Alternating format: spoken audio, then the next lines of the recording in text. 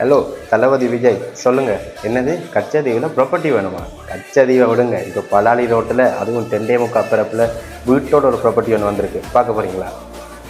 அவர் பார்க்குறதுக்கு முன்னால் உங்களுக்கும் அந்த ப்ராப்பர்ட்டி சம்மந்தமாக டீட்டெயில்ஸ் வேணும்னா இந்த வீடியோ ஃபுல்லாக பாருங்கள்.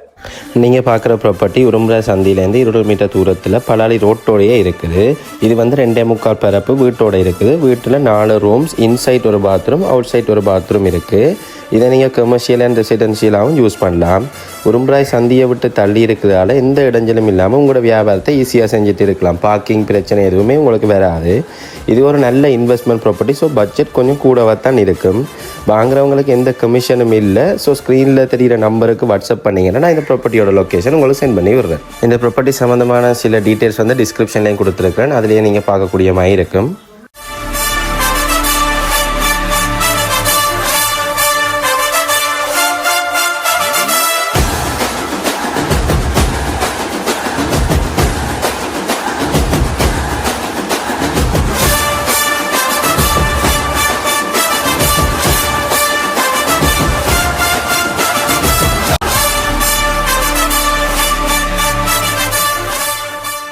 வேறு என்ன தேவை? நீங்கள் இந்த ப்ராப்பர்ட்டியை பார்க்கணும், இல்லாட்டி மேலதிக தகவல் தேவையென்றா என்னை கான்டாக்ட் பண்ணுங்கள். I Hema from Remax north TRG.